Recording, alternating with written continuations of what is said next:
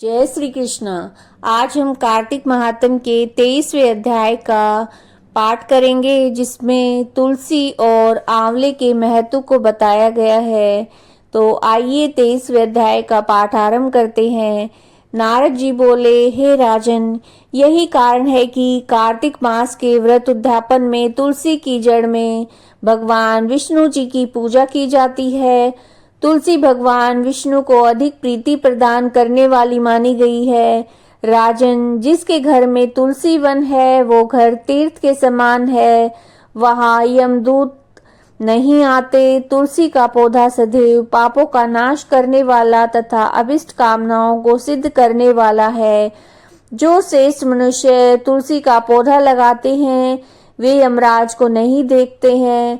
नर्मदा का दर्शन, गंगा का स्नान और तुलसी वन का संसर्ग, ये तीनों एक समान कहे गए हैं। जो तुलसी की मंजरी से संयुक्त होकर प्राण त्याग करता है वह सैकड़ों पापों से युक्त ही क्यों न हो, यमराज उसकी ओर नहीं देख सकते। तुलसी को छूने से कामिक, वाचिक, मानसिक आदि सभी पाप नष्ट हो जाते हैं। जो मनुष्य तुलसी दल से भगवान का पूजन करते हैं वो पुनः गर्भ में नहीं आते, अर्थात जन्म मरण के चक्कर से छूट जाते हैं। तुलसी दल में पुष्कर आदि समस्त तीर्थ, गंगा आदि नदियां और विष्णु प्रभृति आदि सभी देवता निवास करते हैं। हे राजन, जो मनुष्य तुलसी के काष्ठ का चंदन लगाते हैं उनकी सहज ही मुक्ति हो जाती है। उनके द्वारा किए गए पाप उनके शरीर को छू भी नहीं पाते हैं।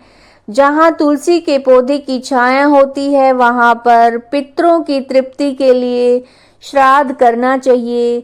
जिसके मुख में, कान में और मस्तक पर तुलसी का पत्ता दिखाई देता है उसके ऊपर यमराज की दृष्टि नहीं डालते हैं। फिर दूतों की तो बात ही क्या है। जो प्रतिदिन आदर पूर्वक तुलसी महिमा सुनता है वो सब पापों से मुक्त होकर ब्रह्मलोक को जाता है। इसी प्रकार आंवले का महान वृक्ष भी सभी पापों का नाश करने वाला है। आंवले का वृक्ष भगवान विष्णु को प्रिय है। इसके स्मरण मात्र से ही मनुष्य गोदान का फल प्राप्त करता है। जो मनुष्य कार्तिक में आंवले के वन में भगवान विष्णु की पूजा और आंवले की छाया में भोजन करता है उसके सभी पाप नष्ट हो जाते हैं। आंवले की छाया में मनुष्य जो भी पुण्य कार्य करता है वो कई गुना बढ़ जाता है। जो मनुष्य आंवले की छाया के नीचे कार्तिक में ब्राह्मण दंपति को एक बार भी भोजन देकर स्वयं भोजन करता है वह अन्न दोष से मुक्त हो जाता है। लक्ष्मी प्राप्ति की इच्छा रखने वाले मनुष्य को सदैव आंवले से स्नान करना चाहिए।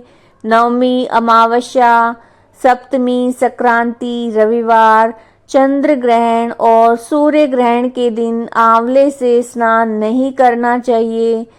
जो मनुष्य आंवले की छाया में बैठकर पिंड दान करता है उसके पितृ भगवान विष्णु के प्रसाद से मोक्ष को प्राप्त होते हैं। जो मनुष्य आंवले के फल और तुलसी दल को पानी में मिलाकर स्नान करता है उसे गंगा स्नान का फल मिलता है। जो मनुष्य आंवले के पत्तों और फलों से देवताओं का पूजन करता है उसे स्वर्ण मणि और मोतियों द्वारा पूजन का फल प्राप्त होता है। कार्तिक मास में जब सूर्य तुला राशि में होता है तब सभी तीर्थ, ऋषि, देवता और सभी यज्ञ आंवले के वृक्ष में वास करते हैं। जो मनुष्य द्वादशी तिथि को तुलसी दल और कार्तिक में आंवले की छाया में भोजन करता है उसके 1 वर्ष तक अन्न संसर्ग से उत्पन्न हुए पापों का नाश हो जाता है। जो मनुष्य आंवले की जड़ में विष्णु जी का पूजन करता है उसे श्री विष्णु जी के क्षेत्रों के पूजन का फल प्राप्त होता है। आंवले और तुलसी की महत्ता का वर्णन करने में ब्रह्मा जी भी समर्थ नहीं हैं। इसलिए धात्री और तुलसी जी की कथा सुनने से मनुष्य अपने वंश सहित भक्ति को पाता है। यह कार्तिक महात्म का 23वां अध्याय था। अगर आपको वीडियोस पसंद आ रही हैं तो लाइक कीजिएगा, चैनल को सब्सक्राइब कीजिएगा। जय श्री कृष्ण।